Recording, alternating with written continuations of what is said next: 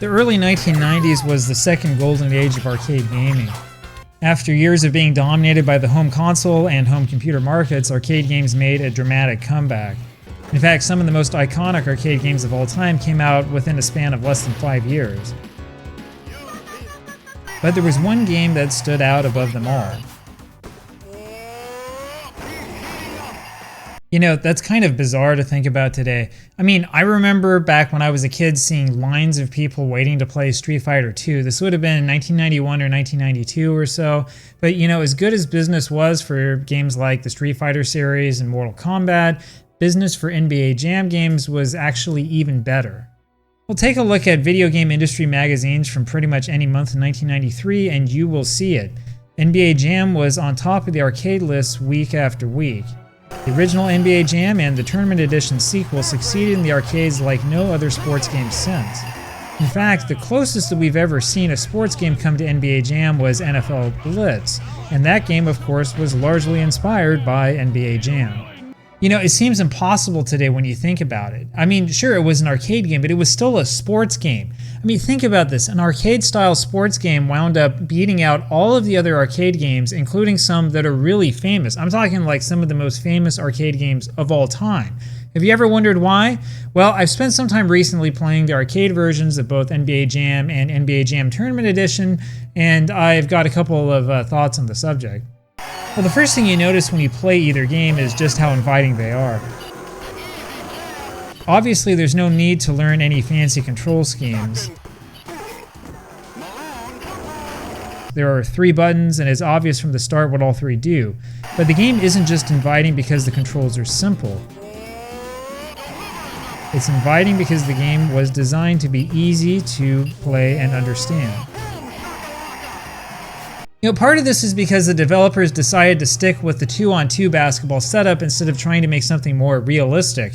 It's a lot easier to figure out who you're controlling and what you're supposed to do when there are only 2 guys on your team. Compared to something like, say, Tecmo Super NBA Basketball, which I actually think is a good game, the Tecmo game is more about simulation than just being fun, and in comparison it seems really boring. Nobody cares about making sure the stats are perfect in NBA Jam. The only thing that we care about is making sure that something spectacular happens. And that's actually really fitting with the arcade game style, especially given the arcade style of the times. Well, Street Fighter 2 was not successful because it was an accurate fighting simulator after all. Mortal Kombat might have been controversial for its realistic graphics, but it was also more about cartoonish animations than anything realistic. If NBA Jam had tried to do something like the old Double Dribble, it would have been a massive failure. Even Arch Rivals, which is the predecessor to NBA Jam, looks boring and lame, largely because the graphics focus too much on being realistic. No other basketball game had players going on fire, for example. You know, the best part about that on fire mechanic is that it was so easy to understand. I think that there was probably like a sign or something on the machine, if I remember right, telling you about it and what it means, but most people really don't need that. It just makes sense. I mean, it uses the magic number 3, right? 3 made baskets in a row. And it feels like something that you understand even before you start playing the game, and that's really important. The controls are also smooth and easy. Now, sometimes players seem to have a mind of their own, especially if you're near the basket and there's a rebound. Usually, though, it feels like the game is anticipating what you're trying to do, which is really good if you play as poorly as I do. Of course, the controls in the arcade version were not perfect, especially the joystick. My experience is that the home console ports generally had more smooth and fluent controls, especially the Sega Genesis versions. But the controls were good enough for an arcade game in the 1990s, and that's what counted.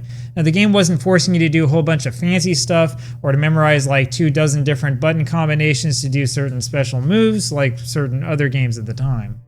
Well, the sound was another major positive feature. Tim Kittrow's voice is infamous, and we used to quote his phrases all the time on the playground. Of course, the voice was designed to be loud and somewhat obnoxious to get other potential customers attracted to the machine. But there are also these really great sound effects that seem to fit in perfectly with the action. You know, when I was a kid and I would play this, it really would give me that feeling that I was actually playing the NBA games that I love to watch on NBC. Sure, it was cartoonish and it broke all the rules and everything, but it still felt so real at the time. The sound has a lot to do with that. And speaking of breaking the rules, NBA Jam was certainly notorious for that. Of course, you could knock players down and get away with it. You could also break the backboard. But what we forget is that you could even break the game's own rules.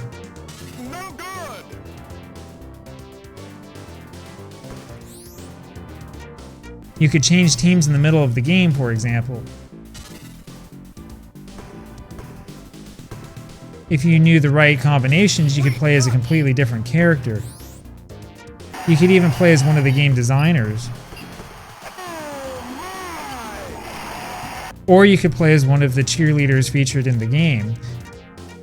This one happens to have also been a supermodel. In early arcade versions of NBA Jam Tournament Edition, you could play as the Mortal Kombat characters.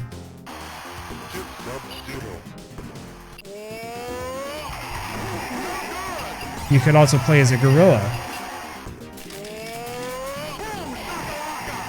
Or if you want, you could play as the Grim Reaper. There was even a code you could put in to do a fatality, burn the other player if you push them when you're on fire. There's really no other game out there that captures the spirit of the early 1990s quite like NBA Jam. That was that whole attitude era, and you see that more present here than in other games at the time, even wrestling games. And that's probably why the NBA forced Midway to make some changes. After the game had been out for only about 2 months, the NBA told Midway to get rid of the fun stuff. Later versions of NBA Jam Tournament Edition were missing a lot of the special characters, especially the Mortal Kombat characters. You could no longer break the backboard or perform fatalities, but the rest of the gameplay was pretty much the same. Actually, in a sense, the home console versions allow you to do even more wild stuff. At home, you could play as Bill Clinton in both the original and tournament editions, for example. Tournament Edition also let you play as Hillary Clinton. You could play as any one of the Beastie Boys, and on it went. See, it was stuff like this that allowed NBA Jam to get away with missing really popular players, you know, like Shaq and Michael Jordan. They just filled the game with as many Easter eggs as they could and all sorts of stuff that everybody wanted to unlock, and then they combined that with the in-your-face presentation and overall good gameplay. There was also that rubber band effect which made you want to get even with the computer. There are ways around it, of course. In fact, the game becomes much easier when you learn how to play defense. There's nothing more satisfying than hearing the announcer say that the game is a blowout and realizing that you're the one in the lead. Now, the interesting thing about the two arcade versions, the original NBA Jam and Tournament Edition, is that they live on to this day. In fact, a few years ago, somebody on the Arcade Projects forums released a special edition version of NBA Jam with all sorts of stuff enabled, including stuff that you probably have never seen before. This version allows you to finally play as Michael Jordan. You can also play as Ken Griffey Jr. as a hidden character. Now, the game is just as hard as it always was, but it's really cool to be able to play as these secret characters. There were apparently very limited edition versions of the game that featured some of these hidden characters, and I'm talking about like one version that was given to Michael Jordan, one version that was given to Ken Griffey Jr., stuff like that. I'm not certain how this person got a hold of the source code behind this, but I'm really glad that he did. I really think that the special edition is the ultimate version of NBA Jam. And so the NBA Jam legacy lives on. Now personally, I think these games still hold up after all these years. Well, sadly, I don't think that we'll ever see anything quite like it again, at least not anytime soon. But, you know, if you're in the arcade game creation business and you want some ideas, you really ought to learn from this game and what they did so well. This game broke all the rules, and yet it was simple and was fun to play, and still is to this day. And it's still a classic, even after more than 30 years.